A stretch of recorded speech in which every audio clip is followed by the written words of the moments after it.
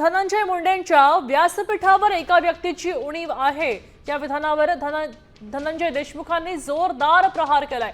मुंडेंना गुन्हेगारीची उणीव भासणारच अशी टीका करत त्यांनी अजित पवारांनीच मुंडेंना याबाबत जाब विचारावा अशी मागणी केली आहे। तेव्हा आता धनंजय मुंडेंच्या वक्तव्यामुळे बीड जिल्ह्याचे राजकीय वातावरण पुन्हा एकदा ढवळून निघाल्याचं पाहायला मिळत आहे।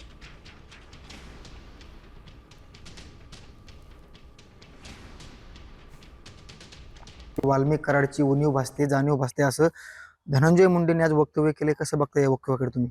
या सगळ्या चुकीच्या गोष्टी परत चालू करण्याची उणीव नक्कीच भासणार आहे, कारण हेच सगळे कटकारस्थान करणारी कंपनी आहे आणि या माध्यमातूनच आज त्यांना खरं तर देशमुख कुटुंबीय 1 वर्ष होत आलं ह्या घटनेला, जे खून प्रकरण झालंय त्याला ह्याची कधी आठवण किंवा ह्याची कधी उणीव भासली नाही की एक चांगला निष्पाप सरपंच या गावातून गेला।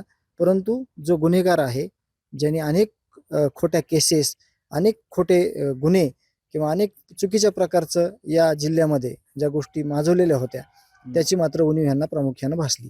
अजितदादांनी या गोष्टीवर गांभीर्याने घेतलं पाहिजे। अजितदादांनाच विचारलं पाहिजे त्या लोकप्रतिनिधीला की नेमकी कोणत्या पद्धतीनं आणि कशामुळं एक उणीव भासतीये, काय चुकीचे कामं बंद झाल्यावर कशामुळं उणीव भासते हे अजितदादांनी विचारलं पाहिजे। तर पंकजा मुंडेंनी देखील भाषणामध्ये म्हटलेलं आहे की गावासोबत किडे रगडले जात आहेत।